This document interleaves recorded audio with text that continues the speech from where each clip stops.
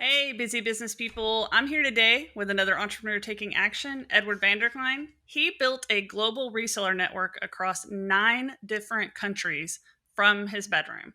So I want to find out how he created a program unlike anything I've ever seen before, scaled it into a global business, and did it all from his home.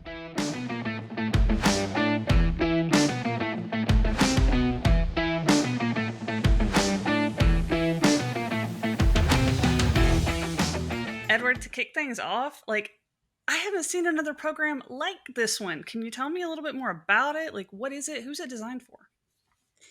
Hey, Christina. Well, thank you so much for hosting the podcast and for letting me have a little time with you here. Really appreciate it. My name's Edward van der Kleijn.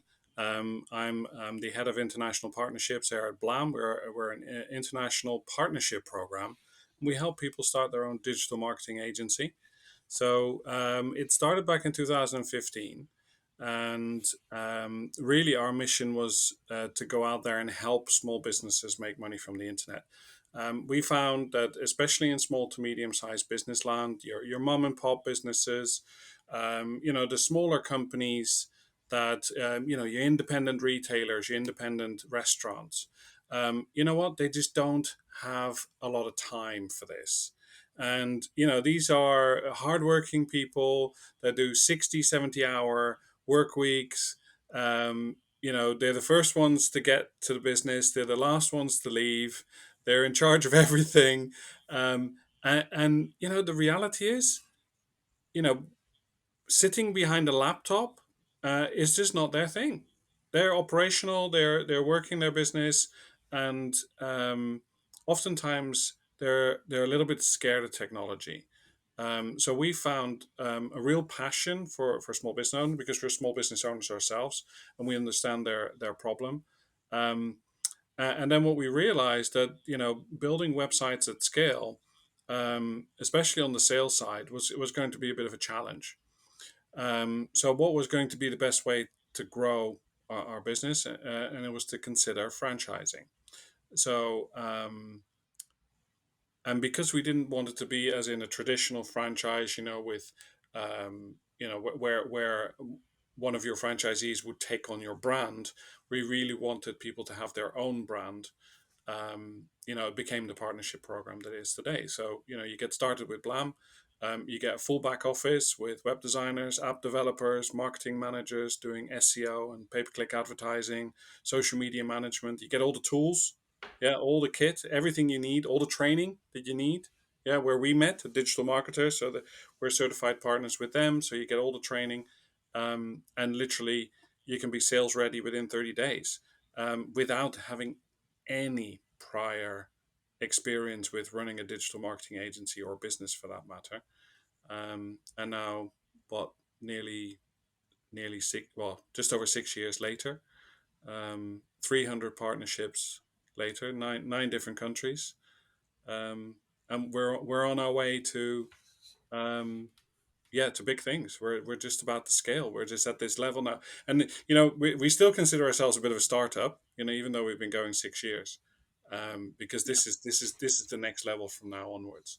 So yeah, very excited to be here, and thank you very much for sharing. Yeah, I mean, that's definitely a really unique strategy. So, like, you're not just teaching people how to have a digital agency, you're providing this, the people and the strategy and the execution that they need to get stuff done, right? So they're not having to go hire. Is that right? Or, Yeah, so you'd expect a partner, maybe 12, 18 months down the road to hire maybe someone to help with telemarketing, Mhm. do some outbound outreach. Yeah. Mhm. Um, you might expect someone to hire someone on the admin side just to handle the initial client onboarding. Mhm. Okay, because there is a bit of work to be done in terms of gathering up the requirements from the client and then pushing it into our system. But we've systemized it.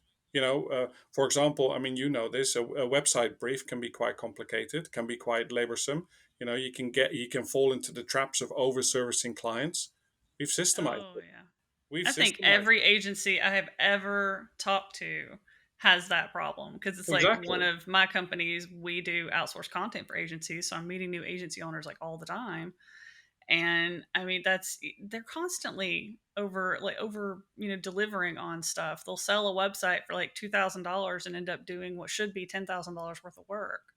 It's always over budget, it's always out of scope, And they then don't it's ask the like, right questions.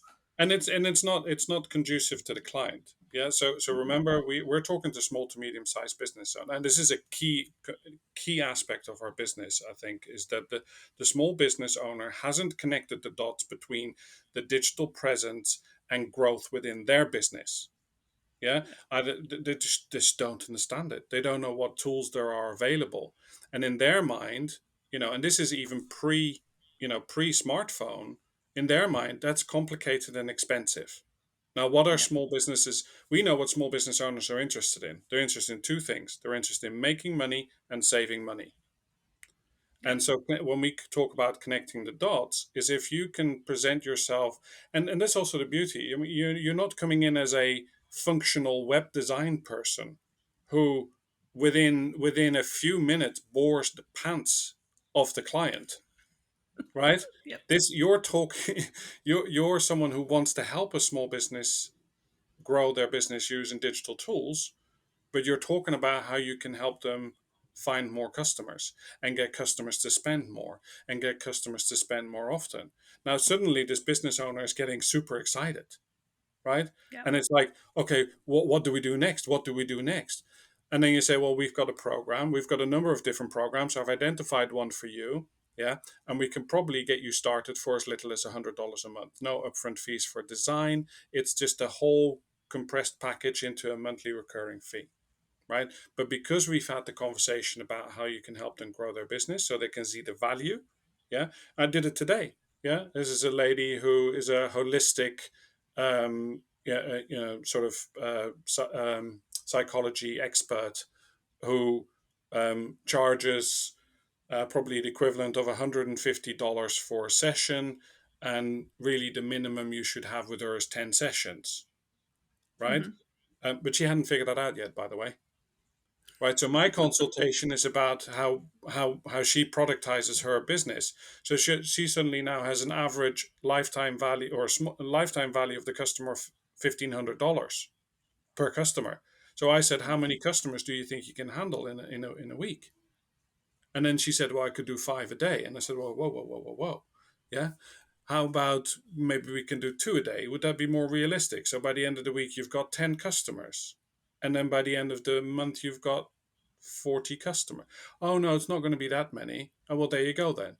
So if we can make this work with maybe 15, 20 customers a month, how much is that worth to you? Great. Well, if we can get a website with a booking system to provide that for you, yeah, for around $150 to $200 a month, with the booking system built in, would that be worth it?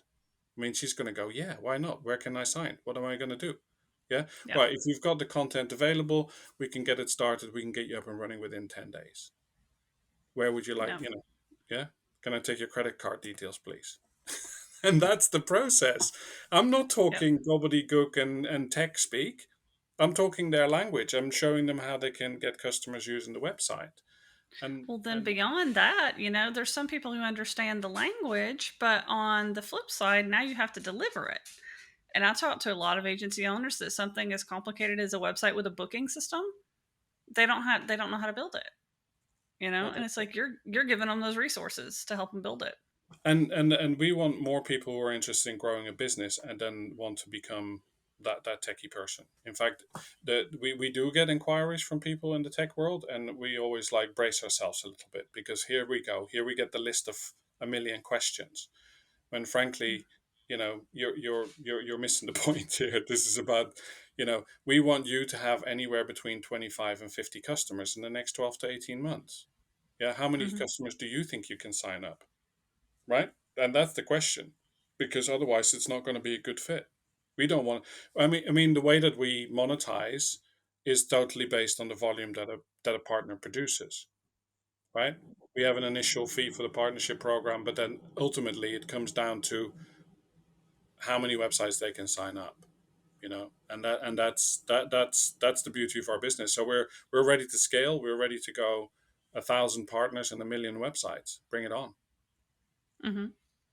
Now, building that many sites for people and helping agencies at the level that you're helping them, like that's got to have some pretty unique challenges internally. Like, what kind of obstacles are you having to overcome as far as your own staffing and like things along those lines?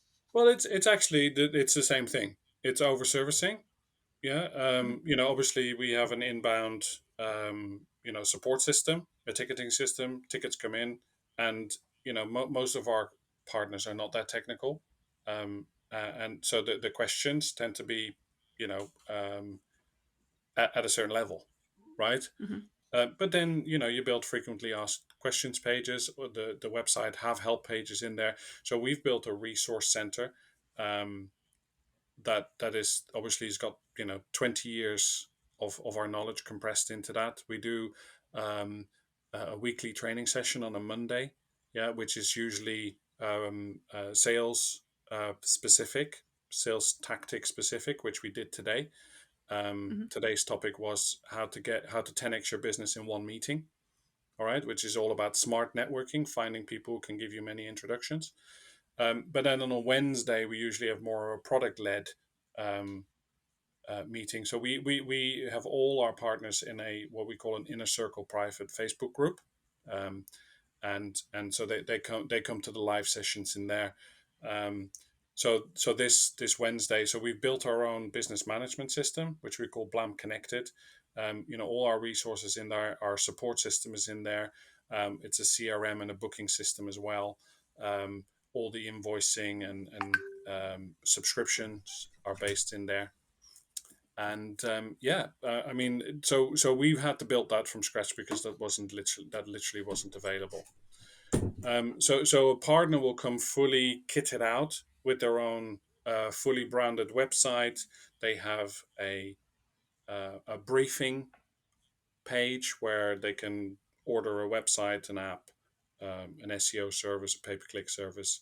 They can buy domain names, um, set up with emails, and also Hmm. order graphic design services and blogging services. But the product range has been expanding lately, because obviously our business was actually only started out with websites first. Then we started adding apps. And then only fairly recently we started adding in digital marketing services and social media, because fundamentally that's not really our expertise. So we've always had to buy it from outside, but we've now got enough volume to be able to hire in-house services. And that's really important because um, there are challenges with outsourced solutions. Hmm. People have, it's their business, it's not our business, and the profit margins then usually are um, just not good enough, to to spend. At the end of the day, it's not enough there to spend enough time on it. Do you see what I Right. mean? It is all about billable hours at the agency level. It's all about billable hours, and we're in the affordable category, right? We Hmm. don't charge a big upfront fee. You know, um, we've got 3 SEO packages, and the most expensive one is $350. That's And outstanding. yeah, and the partner makes a profit out of that, and we make a profit out of that. So That's amazing. it's a real challenge, Yeah. because getting a full-time SEO professional, and not an intern that you train up to do it. Please don't do Yeah. that. Yeah, because that never works, right? Because it just doesn't work, right? So you need to have a professional now. These people are hard to come by, right? Yeah. They're in high demand at the moment. And if they don't have their own business to actually come and work for you, there's got to be a real incentive there. So, but that's the thing, we're growing, and getting someone who's at a stage of their life where, they've tried to be self-employed and they can't really handle that, or they've tried the big agency and they're fed of the office politics. Blam is just the ideal place right now because they can develop their own department. And we found someone like that, which was really, really good. And then Yeah. he made the introductions for the Google PPC, right? So he's found his own team, and that's what you want. You want people to develop from within your own company. and we're small enough where that still is a thing, and hopefully we don't really want to grow massive headcount, and this is Right. what we talked prior to before starting the call. Although we've grown in headcount over the pandemic, we've actually reduced the size of our office, due to a number of different reasons.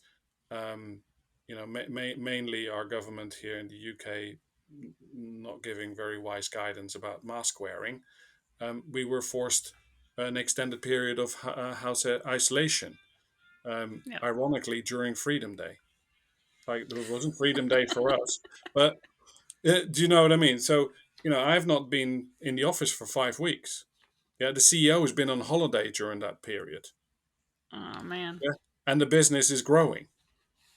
Yep. So that's the business that we wanted to create. It's a lifestyle. I can go away on holiday for 2 weeks, yeah, and the business will be bigger when I leave, but when I come back, yeah, and that's the beauty about creating a business like this, is that and it has this platform now where we can scale it without having to massively grow in size. I mean, so you talk about the challenges. It's the same as most agencies and web design agencies. Just be very, very, we call it, be ruthless with your time. So we have a list of core values that everybody has next to their PC. And when you find yourself answering the same question twice, it goes into frequently asked questions, right? If you can create a Loom video explaining that particular issue, create the Loam video with the partner's consent in the video if you can, and then publish it into the resource center. Notify Mm-hmm. everybody in the inner circle to say that this is what's happened. You're likely to come across it yourself. Yeah. Or be ruthless with your time. If it genuinely it's a non-issue, you're entitled as an employee to tell the partner this is a non-issue. Because even if you don't know the answer, or the partner keeps on yanking your chain about it, it will escalate to either myself or the CEO, and we're going to tell them that it's a non-issue. You know, it's like you don't need to worry about. You'll never get asked this question by the client. So Yep. we call this painting seagulls. I don't know if you've heard of that phrase. Mm-mm. No, I Yeah, hadn't heard of that one before. yeah. So it's actually from a sales training called Sandler training. That I've heard of. Yeah, so there is this story about this little girl who's created this painting, and when she submits it for review, her art teacher insists on saying, like, you should have painted seagulls, and Mm-hmm. then the father says, but my daughter didn't paint the seagulls. Why should we? I mean, she didn't want the seagulls in there. It's her picture. Why, And it's like the requirements sometimes do not. There is no need for that, right? And for us to be able to publish a website within 10 days, yeah, with no upfront fee, yeah, we've got to get the minimum requirements to publish. Our platform allows you to publish a website, and you've heard of this platform before. Yeah, it has two D's, a U, and an A in it. Yeah, it, it you can publish it even just as a theme, and then you can start adding content, Mm-hmm. right? It just it's that's what it is. Although we do, and obviously we do this at scale. So we Right. do this from a brief as well. So the end product is a fully customized website, but publish it. There's no way. There's no reason not to publish it. What's the point of having a website in development when you can publish it? Because nobody's going to visit it unless you tell them that somebody, you physically telling you that the website is live. That's when somebody's going to visit it. It's not optimized yet that you're going to get hundreds of thousands of visitors pointing out that your website's not ready. So publish Yep. it. Yeah. And that's the different mindset. Most web designers want it perfect. Now we believe, and you've heard this before, that perfect is the enemy of Yep. speed. And speed loves money. So you want to get it up. get it up, and then and also because our packages are monthly recurring. Guess what? Another $100 is going to come out of their account. Are they going to supply you with content? Yeah. Are Yep. they going to supply you with the images that they promised you? Yeah, you betcha, because that $100 is going to come out again. And that's Mm-hmm. the thing, if you've got this traditional, oh, it's going to be $5,000 for the website, and we'll charge you, a third up front, a third halfway through, and a third at the end. We never get to the end. Yeah, or they do the milestone based billing, and you can't ever get to the second milestone or the third milestone, whether they're trying to avoid the bill or just got other priorities. Yeah, it's You not can't scalable. complete a It's not milestone. scalable. It's not Mm-mm. scalable.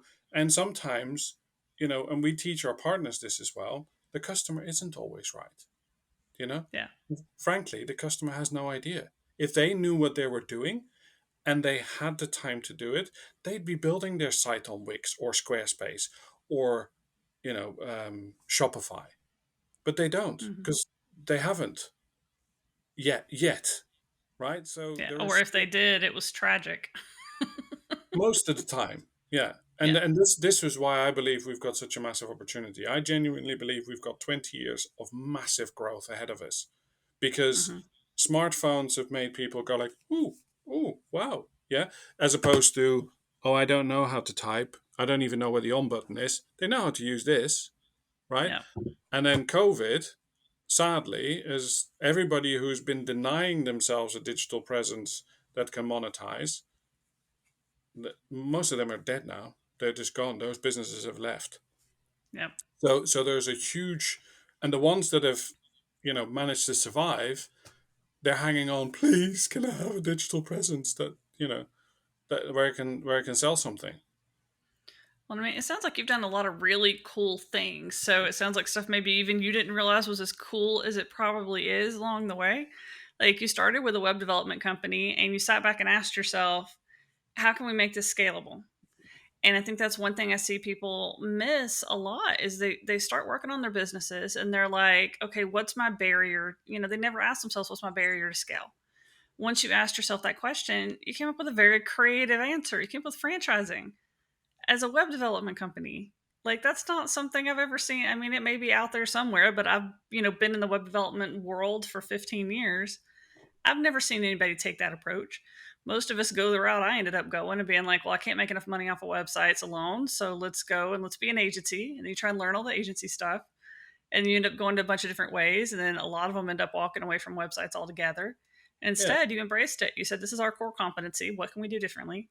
You looked at, things to onboard clients in a way that a lot of people don't think about, like doing the resource libraries, having the regular, training events, creating a community for your clients to congregate, making sure you're staying in touch with them on a regular basis, like stuff that's just part of your day now.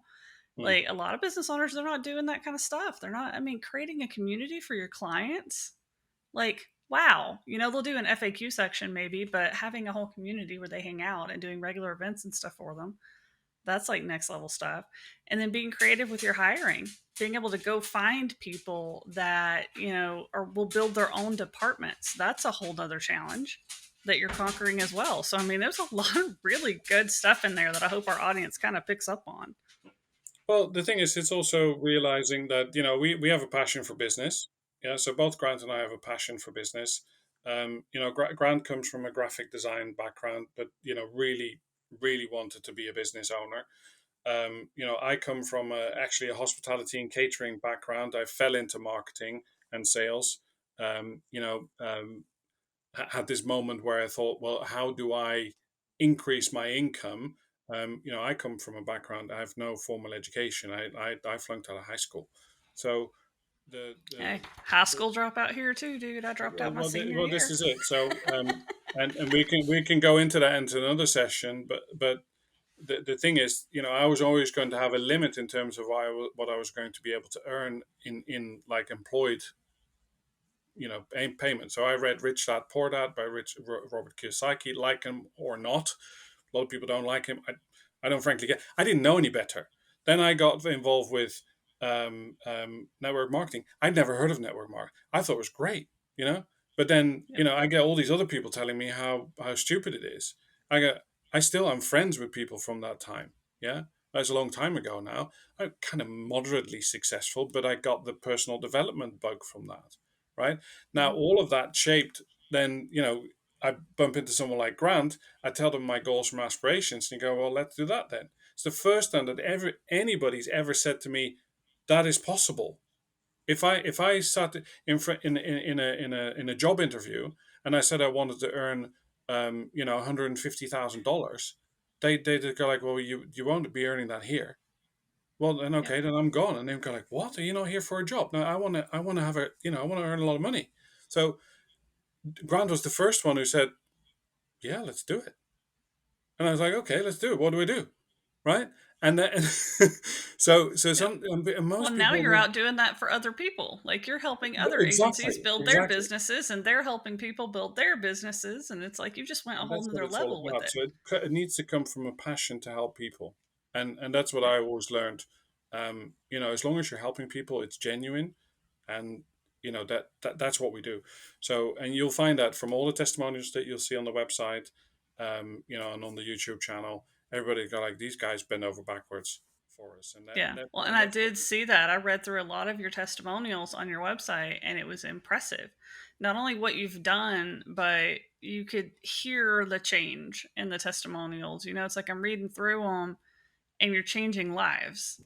yeah, and And you it's not stayed like true to who you wanted to work with. You wanted to work with small business owners. And a lot of people, when they get into web design or get into agencies, they end up being told you can't work with small business owners. I was told that, but I don't know how many gurus in my space that I couldn't work with small business owners, that they can't pay you enough to make it worth it.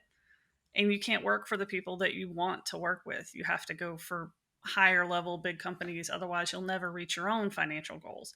And instead of listening to that, you made your own. And I think another cool thing you've done is like, not only are you helping with, like, a lot of people go into teaching, when they start kind of going a little bit more, not necessarily the franchise model, because that's unique, but you decide, like, I'm going to resell my services to someone else or whatever. You either go like knowledge or you just go with execution. You become outsourced talent, which is the direction I ended up going, or you go knowledge based, which you see a lot, people selling courses and certification programs and things along those lines. You did both. yeah, it's the implementation. It's Yep. actually something that Ryan Dice said in one of the traffic and conversion keynotes. And I remember making a note of it in my book, and I use it all the time. It's about and this is what we teach our partners is that when you sit in front of the business owner, you can assume they don't know where to go. Yeah, so you've got to get them to lean in because nobody wants to feel stupid, right? And um, for them to say to you, "I need help," is actually that is the moment you're looking for. Um, so show them stuff for free. Show them, do the free consulting bit, which is what everybody tells you not to do. Yeah, Yep. is that everybody tells you don't do free consulting, but if you make it part of the process, yeah, and if we use the CVJ, that is the process. Yeah, you give something away for free on a lead magnet. You take people through engage and then into subscribe, and then convert is where you do a 73-point audit. Right, we use it verbatim. And we get our partners to use it verbatim because it works. Because you build a bit of trust with this business owner, and not everybody's going to sign up. Not everybody's going to sign up. It's just part of the process. And if Yep. somebody says, "Wow, I want to find out a bit more," then you make your recommendations. Yeah, and not everybody's going to close, but you realize that. But if you make that part of the process, it'll become that little machine, right? And you will be signing up customers, and anybody can do that, right? If you're willing Yep. to follow the process. So we take so just to go back to what you were saying earlier, we take a lot of guidance from franchise companies like McDonald's. Like Mhm. McDonald's took chefs out of the kitchen. Yeah, I mean, do you think the owner of a McDonald's franchise is a good cook? Oh, probably not. Probably not, but he's a good business person, right? And Hmm. everybody who works in the kitchen in McDonald's, there are no knives in the kitchen, right? So you take the core skill away. So you're reducing your cost base in terms of producing the end product, but you're actually making a really affordable meal, which by and large is acceptable when you're talking about McDonald's. Yeah, who doesn't like McDonald's? But um, it's not great food, is it? At the end of the day. Um, now, so we've got this is perhaps a really bad example because we do create a fantastic end product, yeah, and we do it in an affordable way, but it doesn't have to cost that much, right? So we're still making a profit even if we're selling at $100, Yep. starting fee, and I mean, that's you the still thing. create something that gets the job done, and you define the job as getting more business, getting more customers. Like Exactly. you define the job as the right thing. Where like a lot of web development companies, it's about delivering a website. That's the job. You looked past that and you said, well, a website that's not getting you new business isn't the end product. So it's like, I think McDonald's is a great example just because it gets the job done. It gets People that are yeah, looking for affordable, relatively tasty food, that's the job. So it doesn't have to exactly. be like a $10,000, $20,000 website. If somebody's goal is, just a booking system to be able to get more leads for her one little practice, like that's the job. You do and that job well, that and no changes their seagulls. lives. Yep. I Well, absolutely you love love to look it. it Like up. this is one of those things people need to rewatch this and rewatch this and rewatch this. Like if you're struggling to scale your business, like all this stuff that Edward's sitting here doing, guys. I mean, there's so many pieces to this that you're just gonna have to rewatch this and dissect that Mm, you've got to do in your business. It's just brilliant. Like there's just so many pieces of it. Well, I know I've been keeping you talking for like 30 minutes, so like let's wrap it up a little bit. sure. Um, do you have any advice? So if somebody else is being told you can't do this, you're not good enough. If somebody else is struggling to scale, especially if they're an agency, since that's who you help a lot, like what advice would you have for them? Wow, I'm still on a journey myself, so I'm perhaps not in a good position to do that. We're all on Obviously, journeys. Nobody's at the end. yeah, we're not at so I'm still learning every day. Still being challenged every single day, and that's the thing. Just be open-minded enough to accept the challenges. They're going to come. Shit happens all the time, and just and kind of keep working on yourself. That's been kind of an overarching theme. With this whole journey with Blam, that if you keep working on yourself, the only thing that's holding you back is you, right? Yep. And especially when you're a freelancer or you're self-employed, you are your boss, your own worst boss, but also your own worst employee. Oh, And that is so true. it's that so and we've all been there. And you're not an accountant, yeah? And somebody's told you at some point, make sure you keep your receipts, but you forgot why. Because Yep. you know 12 months, 18 months into your business, and somebody says you need to do a tax return, yeah, right, admit it, you're stuck. You didn't keep your receipt. You didn't. Yep. Yeah. And I found that out the hard way as well. Yeah. But that comes as part of a business. And the business isn't you. I found this as well. The business isn't you. The business is its own entity. You're just looking after it. So Yep. there are certain things. There's probably three things you need to be good at, and you need to face up to that. You really need to face up to that. Number one is sales. Number one is sales. It is something you need to be good at, and throughout my whole journey, that has been always my goal. I want to become a good salesperson, right? And I've been not. I didn't even know the connotations against that. My sales journey started in knocking on people's doors, literally domestic dwellings. Hello, I've got a subscription for. I've got a. Hello, hello. Boom, another door shut. Like, I'm a nice guy, so why are you doing this to me? I'm just. What? I'm trying to explain myself here, but this is what you end up doing. You're saying well, why do people do this? You find out that most people don't like to be sold to. Yeah. So learn the process. Yeah. Learn that it is a process, because you do 100 doors and you might sell something. The fact is, you gave up at seven. Okay, so get good at sales. The second thing, so there was three things I said, yeah. The second thing, yeah, is it isn't all about you, right? It isn't all about, you don't have to do everything yourself. There are people who are willing to help, right? So get every resource that you can get from your local business community, right? Go and join a business networking group as a start. Yeah, go to the Chamber of Commerce. Yeah, go to find Yep. people, because the funny thing is, if you end up failing, which is very likely you will end up there anyway, because the Citizens Advice Bureau is directly related to the welfare office, yeah, which is directly related to the office that's going to help people start their business. So these are the same people, right? Now Yep. I had to find out the hard way, right? I've been through that whole cycle and felt like an absolute dope. Like what, and so I don't want that for you. And the third thing, yeah, you need to face up to your relationship with money. You need to face up with your business is all about money. And look, whichever part of the spectrum you are, yeah, whether you're on the capitalist or on whatever side you are, yeah, if you have a passion for something, business is the quickest way for you to achieve those goals. And business is about money. You cannot help other people if you cannot help yourself. If your business sucks from a money perspective, your high and mighty pious goals are worth nothing. Sorry, that was a brutal truth, but it is. So No, it's a powerful one. I mean, yeah, so many entrepreneurs are out there to try and help people.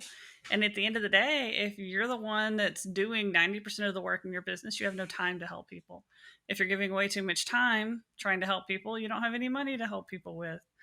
And it's like, we see all these gurus doing these big things. Like, I was on a thing that Pedro Adeo did, his little event that he did. And at the end of it, like, I think he charged something like $25 or something. I forget what it was, some small monetary amount to be at his 2 day or 3 day event. He donated every bit of that to a charity at the end of the thing. He didn't keep any of the money, donated it all. It's like, if you want to have that kind of impact, I think he donated something like $80,000 yeah, or and something. the relationship with money thing is a big thing. It really is. And Yeah. look, I'm still on my journey, very much so. I've recently purchased Happy Money by Ken Honda. Would highly recommend it. It's 99p in the UK on Kindle at the moment. But that book could literally be worth millions, because once you start your relationship with money improves, then you will see it in a much better light. Yeah, and I didn't even realize my relationship with money sucks, but yeah, I probably did because I didn't have enough of it. You know, and that's the thing. I know, it kept disappearing all the time, so there must be something wrong there, and it's you. Yeah, that's not Yep. anybody else's fault, because literally there is more money in the world than you can shake. Literally can shake. I mean, some people have lots and lots and lots of it. Yeah, Mm-hmm. and they might be a little bit boring, but I mean, they don't care because they got lots of Yep. money, right? And you might be super clever and handsome and wonderful and great, and you've got all these great intentions, but you got no money.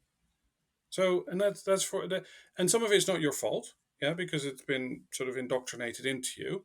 But you need to recognize that, right? And it's in the little things that you actually say in relation to spending money. And so I've just launched a challenge, 2 month challenge, yeah, and it's called Mm-hmm. Arigato Money, which is from Ken Honda, yeah. And so for Mm-hmm. the next 2 months, whenever I talk about money, whether it's money coming into my life or coming out of my life, I'm just going to be happy about it, right? Mm-hmm. Because previously, when I had bills to pay, oh my God, I was not a nice person, right? It's like, not that again. Oh, no, you want that for your room, or you want that, and it's just not healthy, right? Yep. Actually spending that money, that I'm getting something for that in return, which is a happy child, yeah, or a roof over my head, or food on my table. That's awesome, right? And I paid for that. How wonderful is that? Tax. Do you like paying tax? Yeah, that's a tough question. Yeah. Would you like to pay more tax or less tax? Oh, yeah. Everybody wants to pay less. That's kind of the goal, is to pay no taxes if you can. Exactly. But if you say you want to pay more tax, well, guess what happens? You earn more. It's really bizarre, but when you suddenly start thinking of it like that, bring on the tax, guys. I want to pay millions in tax. Guess what? I'll be making millions as well. That's the thing, Yeah. right? That It's definitely sounds like a good read to kind of change how you think it's about money. unbelievable. Yeah. It's unbelievable. And I've only just figured this out reading the book. And do you know what I mean? It's like, and when you listen to yourself talk, it's unbelievable. I'm doing it to myself. The reason you don't have any money is because of the way that you talk about it or think about it. It's Yeah, I nuts. think one person Absolutely. said you develop your relationship with money when you're like really little. I forget the age. It was like toddler age. And they're like Yeah. just listening to your parents, and like your relationship with money starts way back then before you even really have any, Parents just argue about listening. money. Parents Yep. argue about money. They indoctrinate that nightmare into your psyche without even realizing it. So Yep. read the book, and this guy is a legend. I mean, he had a traumatic experience when he was 10 years old. I won't tell you because it's kind of given away the big reason the book. But you've got to. This was horrible, and this is in Japan, where I mean, in America you go bankrupt maybe 3 times in a lifetime, right? So it's kind Mhm. of normal now. In Japan, it's like that is shame upon you and your family, right? So well, you have to read the book, and Yeah. I'm so definitely going to pick his it up. yeah, it's just incredible, And then his whole being now is to help people have a better relationship with money, and it's yeah, it's kind of emotional when I'm reading. It's like, oh my god, this is literally, you know, my whole life to date has been about that. And then you pick up one book like that, and that's because you kind of have to be humble enough to say, I don't know everything, right? I don't know it Yep. all. I think those are probably three of the best tips I have heard in a very long time, and it does just sum up like a lot of the problems I hear over and over and over again. So I love it. But that's why I love Well, business. It's the best school. oh, it is. It absolutely is. I've learned so much every day, every week, every year, more than you ever would just working a normal 9 to 5 kind of job. It just expands Exactly. your And you know, horizons you in know a what whole I new think as way. well, Christina, the fact that you said that you're also a high school dropout, I think that makes you more open Hmm. to to embrace it in, because I think once you've gone through the educational system, you kind Yep. of you become less. I don't know whether that's a thing because I've not been through it, but you get stuck in your ways a little bit more, and that's Yeah. what. Oh, no, you absolutely do. I've talked to people that say they don't even like to hire kids that come out of college and stuff because they have to spend so much time like And untraining them before they can actually teach them anything. It's like the people who've just gotten in the trenches and learned. I mean, it's like I've kind of got both different angles. Like I did the high school dropout thing, and then I ended up going back and then making it through college and did my 2 years that way. And I didn't like what I was doing every day. I did the thing, I did the college thing, I got the job, I was making the good money, I was sitting in a cubicle, I had all the benefits, I had all the things, but I wasn't happy. So I started teaching myself to do stuff on the side and realized I just wasted over 2 years of my life in mhm, college when I could have just dove in and learned the hard way. And I did, graphics design, web development, all that. I taught myself all of it. yeah, It's like then my son comes to me at the end of last year, and he's like halfway through high school. He just got done with his 10th grade year, and he's like, I am wasting my time. He goes, you've told me basically, college was a waste of time for you, that you don't use that degree anymore. He's like, did high school do anything? And it's like, well, I mean, you need the paper that says you graduated. That's helpful. yeah, He's and like, I is guess there another way to get the paper? I was like, well, yeah, you can get a GED. So he actually opted to do that. He dropped out of high school his 10th grade year. Well, going into the 11th grade year. He's going in a couple days to get his GED. And he's back here working behind me at the moment, um, yeah. producing podcast episodes. But I mean, it's just going a different route. I mean, it's like being open to not all paths have to be the same. Exactly. Exactly. Well, it's been an absolute pleasure. Thank you so Yeah. much. If you want to wrap things up, Yeah, definitely. Thank you for mine. being here and doing this today. Well, thank you So, for inviting me. My name's Edward van der Kleijn. If you want to check us out, go to blampartners.com. That's B for Bravo, L for Lima, A for Alpha, M for Mike, partners.com. Plant pot And and I'll stuff. have that link anywhere you're watching this. So these episodes will be all over the place. So wherever you're watching this from, that link will be somewhere near the video. So definitely check it out. And then entrepreneurs, this is your call to take action. Join our community at etatoday.zone and figure out how to build a business that enables your lifestyle instead of taking over your life. So see you again next time, guys.